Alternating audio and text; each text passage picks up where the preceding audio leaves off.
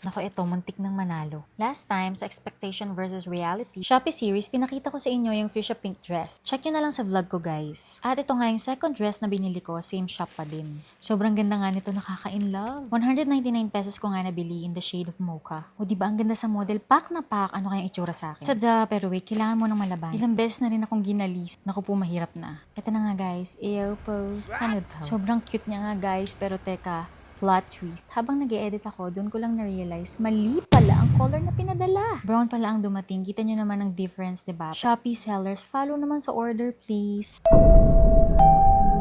Tama niyang clear. Okay. Pero okay na rin. Buti na lang bumagay sa skin tone ko. Neutral undertones pala ako, guys. Correct me if I'm wrong, ChatGPT.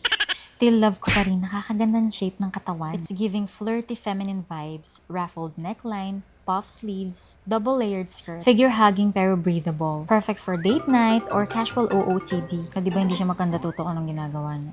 Gustong-gusto ko talaga siya kasi body-hugging siya, pero hindi yung masikip. Importante sa akin yun, lalo kapag may GERD ka or acid reflux. Nakaka-anxiety pag masikip. Inanuhan ko nga nitong aking Alberto bag. Cutie lang pero kasya. 2 phones, lipstick, t-shirt, iba pa. Syempre, hindi mawawala itong alcohol keychain para handy. At itong wedge sandals ko, also from Alberto. Gold knot earrings, terno ng pendant. Gift ni Kelvin nung mansary namin. At itong bracelet, turn nga din dito sa damit ko. Gift din sa akin yan ni Kelvin nung mansary namin, o diba? Yung mga nagagamit talaga, yung nireregalo niya sa akin. Hindi din kasi ako mahilig sa flowers. Pwede naman minsan, pero hindi nalalanta. Kasya pala to for small to medium frames. Fabric feels like soft, stretchable knit blend. Kung matangkad ka, baka maiksi. I'm 5 feet, so sakto lang. Trinay ko pang i-ribbon itong ruffles niya. O diba? Maipilit lang, pero parang pwede naman. Pero wag na, ibalik na lang natin sa dati. Ayun na nga, sakto may date kami today at nabalitaan ko pa sa kanya. 50% off sa Bistro every Friday with BPI credit cards. Perfect timing. See you!